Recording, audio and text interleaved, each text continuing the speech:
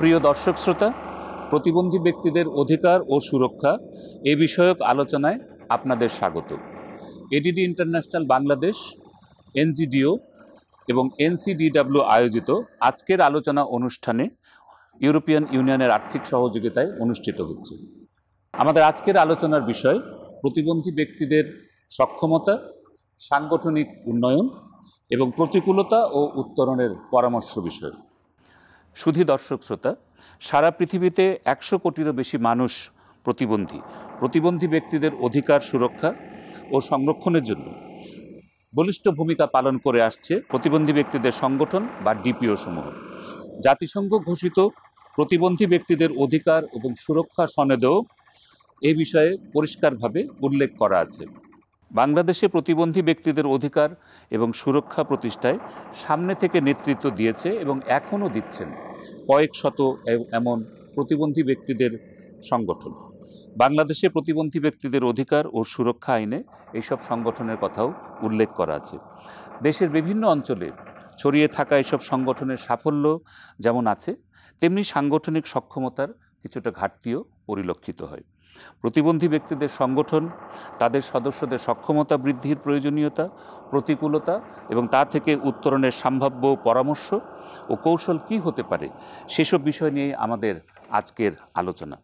শুধু দর্শক, আমাদের আজকের আলোচনায় আমাদের সাথে অংশগ্রহণ করছেন doctor Nafisur Rahman, disability rights activist, জনাব সাইদুল হক, সভাপতি NFOWD, এবং জনাব নাসিমা আক্তার, সভাপতি প্রতিবন্ধী নারীদের জাতীয় পরিষদ।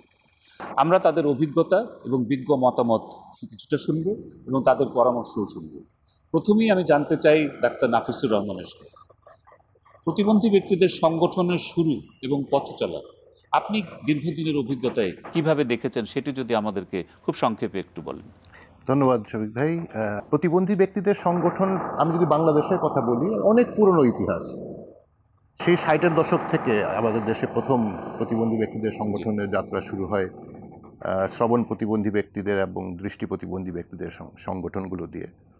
এরপরে একটা সময় একটু গ্যাপ পড়ে যায়। 80-র দশকে এসে আবার বেশ কিছু সংগঠন শুরু করে যাত্রা, যে প্রতিবন্ধী ব্যক্তিদের সংগঠনগুলোকে সুসংগত করা বা তৈরি করার জন্য। 90-এর দশকে এসে আমরা বেশ কিছু সংগঠন দেখতে পাই। তখন BPKS বা ADD বা এর পরবর্তীতে CRP বা আরও বেশ কিছু সংগঠন, CDD, তারা বেশ কিছু সংগঠন প্রমোট করা শুরু করে প্রতিবন্ধী ব্যক্তিদের জন্য। এখন প্রতিবন্ধী ব্যক্তিরা নিজেরাই সংগঠন করছে। এখন আর কারো প্যাট্রোনাইজেশন প্রয়োজন হচ্ছে না, বা সেখানে তাদেরকে নার্চার করার জন্য তেমন কোনো ইয়ে হচ্ছে না। গ্রাসরুটস লেভেলে প্রতিবন্ধী ব্যক্তিরা বুঝতে পারছে যে তাদের নিজেদেরই সংগঠন করতে হবে। কাজেই ধারাবাহিকতাটা আগে ছিল, একদম প্রথম দিকে ছিল একদমই ফোকাস, যে এক ধরনের প্রতিবন্ধী ব্যক্তিরা একসঙ্গে হয়েছে। মাঝখানে একটা সময় গেছে যখন প্যারেন্টসরা একসঙ্গে হয়ে কিছু সংগঠন তৈরি করার চেষ্টা করেছেন, কিছু সেলফ হেল্প অর্গানাইজেশন তৈরি করার চেষ্টা করেছেন। একটা সময় গেছে যখন কারো ছত্র ছায়া থেকে তাদেরকে তৈরি হতে হয়েছে। এখন কিন্তু প্রতিবন্ধী ব্যক্তিরা নিজেরাই তৈরি করছেন। কাজে এটা কিন্তু একটা বিশাল একটা পরিবর্তন। তাহলে আপনি যেটা বলছেন যে ধারাবাহিকভাবে মানে অনেক দিন ধরেই প্রতিবন্ধী ব্যক্তিরা সংগঠিত হওয়ার একটা প্রক্রিয়া যুক্ত আছে, এবং তারা নিজেরা যেমন সংগঠিত হয়েছে, তেমনিভাবে তাদেরকে যারা সহযোগিতা করে, সেই রকম তাদের অভিভাবক অথবা তাদেরকে যারা দেখাশোনা করেন সেরকম ব্যক্তিরাও সংগঠিত হয়েছেন। নানান ধরনের প্রতিবন্ধিতার উপর ভিত্তি করে বিভিন্ন প্রতিবন্ধী ব্যক্তিদের সংগঠন তৈরি হয়েছে, এবং দীর্ঘদিনের এই পথ পরিক্রমায় তারা আগের থেকে অনেক বেশি সক্ষম। অবশ্যই, কারণ এটা তো একটা লার্নিং এক্সপিরিয়েন্স। সবাই শিখেছে এখান থেকে, প্রতিবন্ধী ব্যক্তিরাও শিখেছে, তাদের যারা নার্চার করেছে তারাও শিখেছে। অনেক ভুল হয়েছে, সেই ভুল থেকে শেখা হয়েছে। অনেক সাফল্য এসছে, সেখান থেকে সেটাকে রেপ্লিকেট করার ব্যবস্থা করা হয়েছে। এটা একটা, আমি আপনার এই প্রশ্নটাই এখানে নিয়ে আমি একটু নাসিমা আক্তারকে জিজ্ঞেস করতে চাই। নাসিমা আক্তার, আপনি দীর্ঘদিন তৃণমূল পর্যায়ে কাজ করেছেন, প্রতিবন্ধী নারীদের সংগঠন নিয়ে কাজ করেছেন। আপনি কিভাবে দেখেন যে প্রতিবন্ধী ব্যক্তিদের সংগঠনগুলোতে কি ধরনের সমস্যা বা প্রতিকূলতা আছে বলে আপনার মনে হয়? ধন্যবাদ আমাকে কিছু বলবার সুযোগ দেওয়ার জন্য। সকলকে শুভেচ্ছা জানাচ্ছি প্রতিবন্ধী নারীদের জাতীয় পরিষদের পক্ষ থেকে। আমার কাছে যেটা অভিজ্ঞতা থেকে মনে হয়েছে যে প্রতিবন্ধী মানুষের যেসব সংগঠন এবং আমাদের অভিজ্ঞতা থেকে যেসব জায়গা থেকে আমরা দেখতে পাচ্ছি সেটা হচ্ছে যে প্রতিবন্ধী মানুষের সংগঠন আহ, ঠিকই সংগঠিত হচ্ছে, কিন্তু সেই তুলনায় প্রতিবন্ধী মানুষের সংগঠনগুলোর ক্যাপাসিটি ডেভেলপ, তারপরে হচ্ছে প্রতিবন্ধী মানুষের সংগঠনটাকে রেজিস্ট্রেশনের প্রক্রিয়ায় নিয়ে আসা, তারপরে হচ্ছে যে প্রতিবন্ধী ব্যক্তিদের সংগঠনে পর্যাপ্ত পরিমাণে ফান্ড না থাকা, তারপরে হচ্ছে সেই পরিমাণ আসলে আপনার হচ্ছে যে যে পরিমাণ সার্ভিস দেওয়ার কথা, যেমন স্টাফ থেকে শুরু করে এই লিমিটেশন গুলা ডিপিওদের মধ্যে থেকে আসলে একটা বাধার সম্মুখীন আমরা মনে করতেছি। আপনার কাছে একটা কি হচ্ছে যে আপনার কাছে কি নাসিমা আক্তার, আপনার কাছে কি সুনির্দিষ্টভাবে কোনো প্রতিকূলতা আপনার অভিজ্ঞতা থেকে মনে হয় যে আপনি দেখেছেন বা করতে যে কিছু অভিজ্ঞতা পেয়েছেন তাদের কাছ থেকে? হ্যাঁ, অবশ্যই আমরা কাজ করতে যে যেসব অভিজ্ঞতা থেকে দেখছি সেটা হচ্ছে যে আপনার অনেক প্রতিবন্ধী ব্যক্তিদের যেসব সংগঠন আছে সেই সংগঠনে যখন রেজিস্ট্রেশন প্রক্রিয়ায় যখন অ্যাপ্লাই করছে, সেখানে আপনার হচ্ছে যে রেজিস্ট্রেশনের একটা জটিলতা আছে, সেটাকে ডিপিইউ গুলা সেই পরিমাণ সক্ষমতা নাই যে সেটা ওভারকাম করার জন্য। এবং আমরা মনে করি যে ডিপিইউ দের জনবল একটা অনেক বড় একটা পার্ট। আরেকটা হচ্ছে যে প্রতিবন্ধী মানুষের নিজেরাও আসলে সংগঠন সম্পর্কে অত বেশি ক্যাপাবল না, এবং প্রতিবন্ধী মানুষ আমরা মনে করি যে আমরা আসলে এডুকেশনের দিক থেকে অনেক বেশি পিছিয়ে আছি। এইসব আমরা প্রতিকূলতার সম্মুখীন হচ্ছি। নাসিমা, আপনাকে ধন্যবাদ। আমি এখন একটু সাইদুল হক সাহেবকে জিজ্ঞেস করব। সাইদুল ভাই, প্রতিবন্ধী ব্যক্তিদের নিয়ে কাজ করা যে সমস্ত সংগঠন, তাদের একটা জাতীয় ফোরাম আছে এবং আপনি সেই ফোরামের নেতৃত্ব দিচ্ছেন এখন। আপনার সেই জায়গা থেকে নেতা হিসাবে আপনি প্রতিবন্ধী ব্যক্তিদের সংগঠনসমূহের তাদের প্রতিবন্ধী ব্যক্তিদের অধিকার আন্দোলনে অংশগ্রহণ করা, তাদের প্রতিনিধিত্ব করা, এই বিষয়টাকে আপনি কিভাবে তাদের সক্ষমতার দিক থেকে মূল্যায়ন করেন? ধন্যবাদ জনাব শফিক ভাই। সাইদুল হক। আসলে আমরা কিন্তু দীর্ঘদিন যাবৎ আন্দোলন করে আসছি, আপনি জানেন। 80-র দশকেও আমরা চুপচাপ ছিলাম, কারণ আমরা তখন দেখেছি যে প্রতিবন্ধী মানুষের শিক্ষা ওইরকম হয় নাই। তো 80-র দশকে কিন্তু আমি দেখেছি অনেক মানুষ শিক্ষিত হওয়া শুরু করেছে, এবং 90-র দশকে এসে আমাদের যেটা মনে হচ্ছে যে প্রতিবন্ধী মানুষের কর্মসংস্থান দরকার, প্রতিবন্ধী মানুষের শিক্ষা সম্প্রসারিত হওয়া দরকার, প্রতিবন্ধী মানুষের মর্যাদা বৃদ্ধি হওয়া দরকার। এই লক্ষ্যেই কিন্তু 90 দশকে বিভিন্ন সংগঠন তৈরি হওয়া শুরু করেছে। এবং আপনি দেখেন যে আমরা যখন আহ সংগঠিত হওয়া শুরু করলাম, তারপরেই কিন্তু আমাদের প্রয়োজন বাড়তে থাকে। আমরা আইনের কথা বলতে থাকলাম, আমরা বলতে চাইলাম যে আমাদের চাকরি কোটা দেওয়া হোক, আমরা বলতে চাইলাম যে আমাদের আইন দেওয়া হোক। ফলশ্রুতিতে কি হলো, এই আমাদের দাবি প্রেক্ষিতে, প্রতিবন্ধী মানুষের দাবি প্রেক্ষিতে 2001 সালে কিন্তু প্রথম একটি আইন তৈরি হয়, আপনি জানেন। এরপরে এই আইনটার মধ্যেও কিছু হয়তো ত্রুটি ছিল। আমরা দেখলাম যে আমাদের দাবি যথাযথভাবে বাস্তবায়িত হয় নাই, প্রতিবন্ধী মানুষের মর্যাদা সেই রকম বৃদ্ধি পায় নাই। আমরা মনে করি যে প্রতিবন্ধী মানুষকে সেই অনুদান ভিত্তিকে রাখা হয়েছে, অর্থাৎ যাকে আমরা বলি যে মেডিকেল টার্মে রাখা হয়েছে, প্রতিবন্ধী মানুষের অধিকার প্রতিষ্ঠিত হয় নাই। আমরা বারবার বলতে থাকলাম যে আমাদের অধিকারটা, আমাদের আইনের ভিত্তিতে আমাদের অধিকারটাকে নিশ্চিত করা হোক। আমরা যাতে প্রতিবন্ধী মানুষের যে সংগঠন, সেই সংগঠন। আপনার কি, জনাব সাইদুল হক, আপনাকে আমি একটু ইন্টারাপ্ট করি, আপনার কি এখন মনে হয় যে প্রতিবন্ধী ব্যক্তিদের অংশগ্রহণ, প্রতিনিধিত্ব এটা আগের থেকে অনেক বেড়েছে বলে মনে হয়? অনেক বাড়ে নাই, কিছুটা বেড়েছে বলে আমি মনে করি। যেটুকু পারা দরকার ছিল সেটুকু কিন্তু পারে নাই। যেমন ধরেন, যদি বাড়তো তাহলে কিন্তু প্রতিবন্ধী মানুষের কর্মসংস্থান নিশ্চিত হতো। আমি বারবার একটি দাবি করেছি, আপনি খেয়াল করবেন, যে প্রতিবন্ধী উন্নয়ন কর্মকাণ্ডে প্রতিবন্ধী মানুষের সম্পৃক্ততা বাড়াতে হবে। কিন্তু আপনি দেখেন কোথাও প্রতিবন্ধী মানুষের সম্পৃক্ততা বাড়ে নাই, সিদ্ধান্ত গ্রহণের জায়গায় প্রতিবন্ধী মানুষ কিন্তু নাই। সেই লক্ষ্যে আমি বলতে পারি যে বাড়াটা শুরু হয়েছে, কিছুটা বেড়েছে, যার ফলে আমরা হয়তো আজকে কথা বলতে পারছি, নাজমা বেগম হয়তো কথা বলতে পারছে। কিন্তু দেখেন আপনি, সিদ্ধান্ত গ্রহণের জায়গায় এখনো প্রতিবন্ধী মানুষ হতে পারে না। জি, অনেক ধন্যবাদ আপনাকে। আমি আবারও একটু ফিরে আসি আমাদের ডাক্তার নাফিসুর রহমানের কাছে।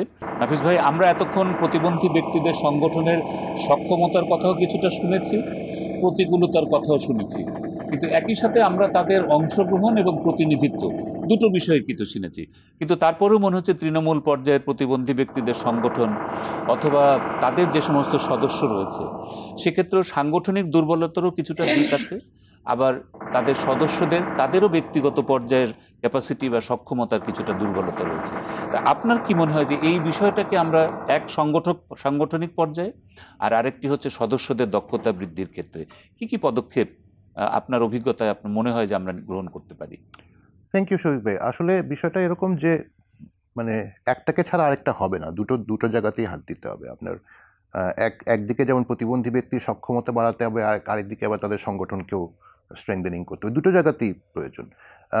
এখানে আসলে পার্থক্য হলো কি, যেমন কিছু আছে যেগুলো হলো সেলফ হেল্প অর্গানাইজেশন, আর কিছু আছে যেগুলো হলো যেগুলোকে আমরা ডিপিও বলতাম বা এখন ওপিডি বলছি, যেভাবে প্রতিবন্ধী ব্যক্তিদের নিজস্ব সংগঠন।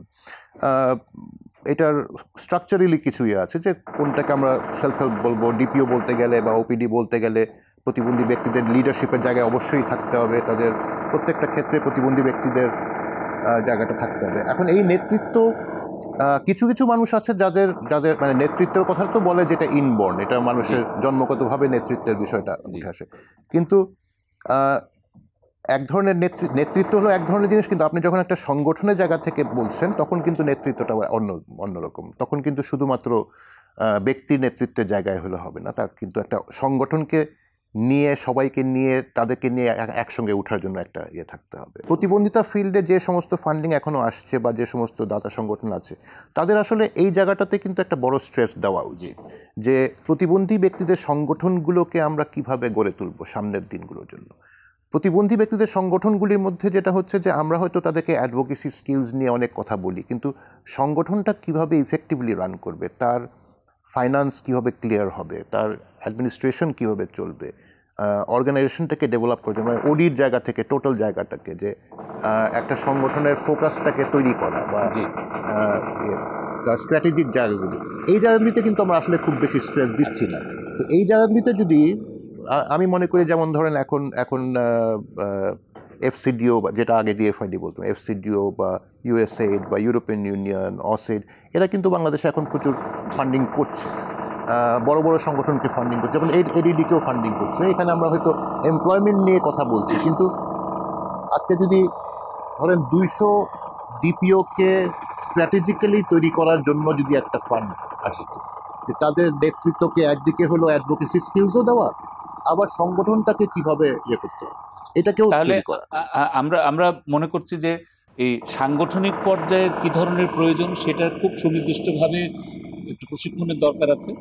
আবার ব্যক্তি সদস্য যারা আছে, নেতৃত্ব বিকাশ কিভাবে রিপ্রেজেন্টেশন করা যেতে পারে, প্রতিবন্ধী ব্যক্তিদের অধিকার নিয়ে কিভাবে আরো বেশি পলিসি অ্যাডভোকেসি করা যায়, সেই বিষয়গুলোতেও কিছুটা প্রশিক্ষণ। এটার সঙ্গে আমি যেটা যোগ করতে চাই সেটা হলো বিশ্বস্ততা তৈরি করা। কারণ অনেক প্রতিবন্ধী ব্যক্তি মানে সংগঠন চালাতে গিয়ে ভুল হয়, বিশেষ করে ফাইন্যান্সের জায়গাটা খুব খুব জরুরি আর কি। আমরা এই পর্যায়ে আপনাকে অনেক ধন্যবাদ। এই পর্যায়ে আমরা একটা ছোট্ট বিরতি নিব। আচ্ছা, শ্রুতি দর্শক মণ্ডলী, আমরা একটা ছোট্ট বিরতিতে যাওয়ার পর তারপরে আবার ফিরে আসছি।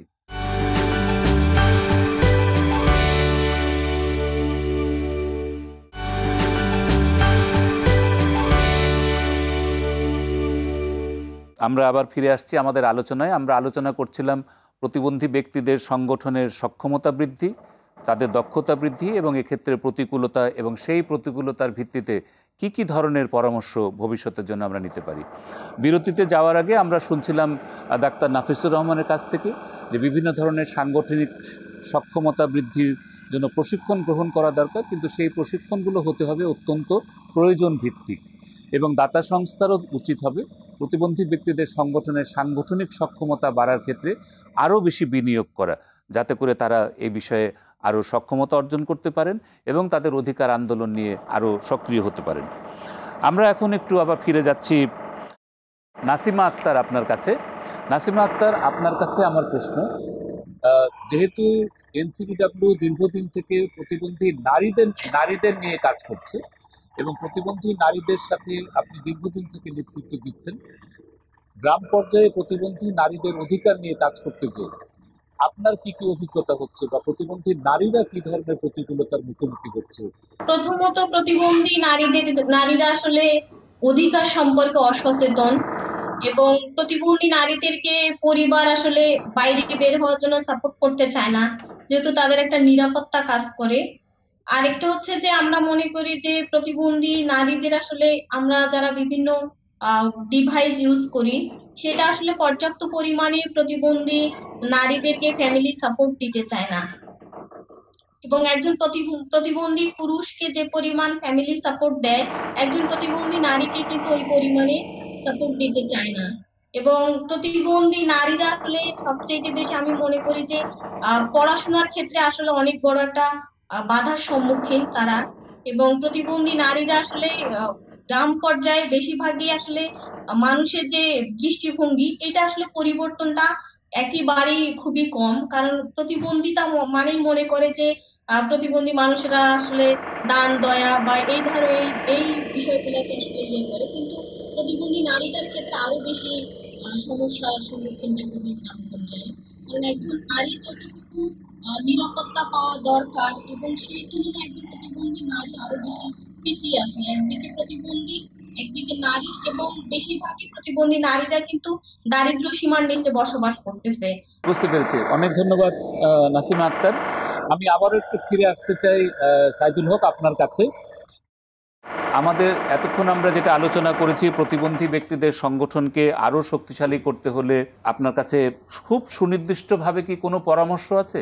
এবং একই সাথে আপনি আমাদেরকে একটু বলতে পারেন যে প্রতিবন্ধী ব্যক্তিদের অধিকার এবং সুরক্ষা প্রতিষ্ঠা করার জন্য যে আমাদের একটি জাতীয় কর্ম পরিকল্পনা আছে, আপনার কি মনে হয় যে এই সাংগঠনিক দক্ষতা, সাংগঠনিক সক্ষমতা বৃদ্ধি, এই বিষয়ে এই জাতীয় পরিকল্পনায় কোনো পরিবর্তন অথবা কোনো কিছু সংযোজন করা প্রয়োজন আছে কিনা? আপনি যদি সেই বিষয়টাও একটু আমাদের সঙ্গে আলোচনায় আনেন। জি, জনাব থ্যাংক ইউ। সাইদুল হক।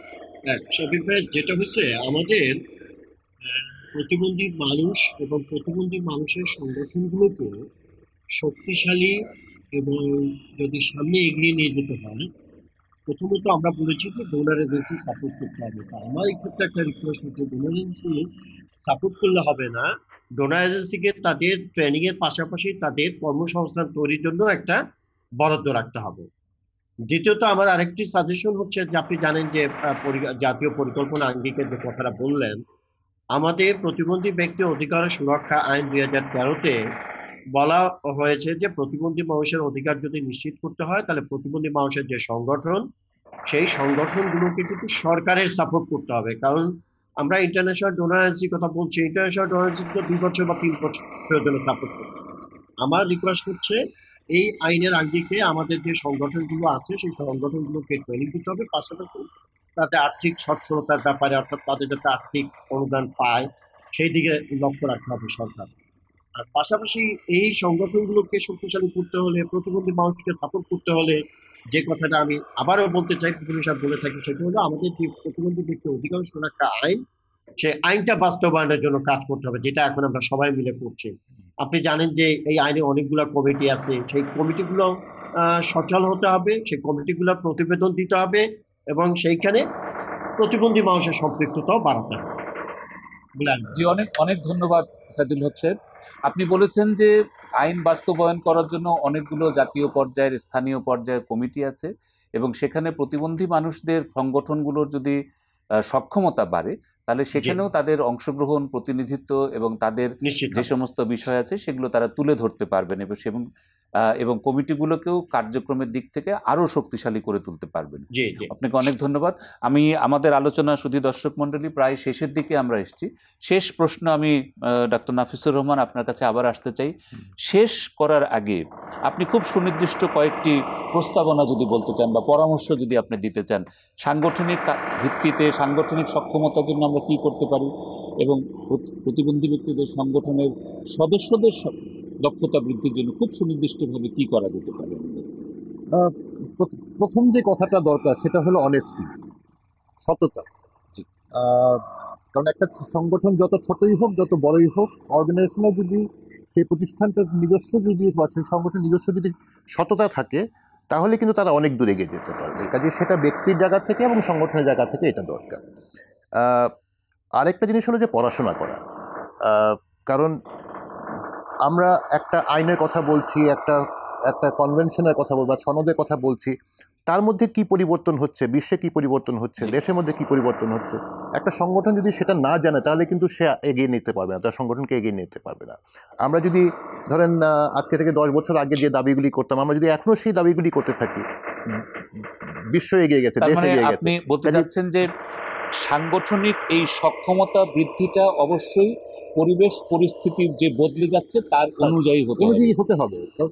যেমন উপযোগী হতে এখন হবে। আমাদের দেশে কোভিড-19 একটা বড় জি, ইস্যু। জি। আপনি এখন কোভিড-19 কে অ্যাড্রেস না করলে, কোভিড-19 এর মধ্যে প্রতিবন্ধী ব্যক্তিকে সম্পৃক্ত না তার মানে করলে এটা আমাদের বা এই এই প্রোগ্রামের মধ্যে আমরা প্রত্যেকটা জিনিস কিন্তু আমরা আমাদেরকে শেষ করব অনুষ্ঠান জি, আলোচনা। এই সবগুলি জিনিসকে মানে নিয়ে সবসময় পড়াশোনা করতে হবে, জি, জি, সততার জায়গায় থাকতে হবে, সংগঠনকে নিয়ে সবাইকে নিয়ে এগিয়ে যেতে হবে। জি। এটা হলো জি, অনেক অনেক ধন্যবাদ। শ্রোতা দর্শক, আমরা এতক্ষণ প্রতিবন্ধী ব্যক্তিদের সংগঠনের অবদান, তাদের অধিকার প্রতিষ্ঠার কার্যক্রম এবং তাদের আরও সক্ষমতা বৃদ্ধির প্রয়োজনীয়তার বিষয়ে বেশ কিছু পরামর্শ শুনলাম, কিছু প্রতিকূলতার বিষয়ে শুনেছি এবং ভবিষ্যতে কি করণীয় সে বিষয়ে আমরা জেনেছি। আমরা আশা করছি যে ভবিষ্যতে এই বিষয়গুলো নিয়ে আরও চর্চা হবে, এই বিষয়গুলো নিয়ে আরও আলোচনা হবে এবং প্রতিবন্ধী ব্যক্তিদের সংগঠন উন্নয়নে আরও কার্যকর পদক্ষেপ তারা গ্রহণ করবেন। এতক্ষণ আমাদের সাথে থাকার জন্য আপনাদের সকলকে ধন্যবাদ। আমাদের সাথে থাকার জন্য ডাক্তার নাফিসুর রহমান, সাইদুল হক এবং নাসিমা আক্তার, আপনাদের সকলকে অনেক অনেক ধন্যবাদ আমাদের সাথে আজকে এই আলোচনায় থাকার জন্য। ধন্যবাদ শ্রুতিমণ্ডলী। আমাদের অনুষ্ঠান আমরা এখানেই শেষ করছি। সকলে সুস্থ থাকুন, নিরাপদে থাকুন।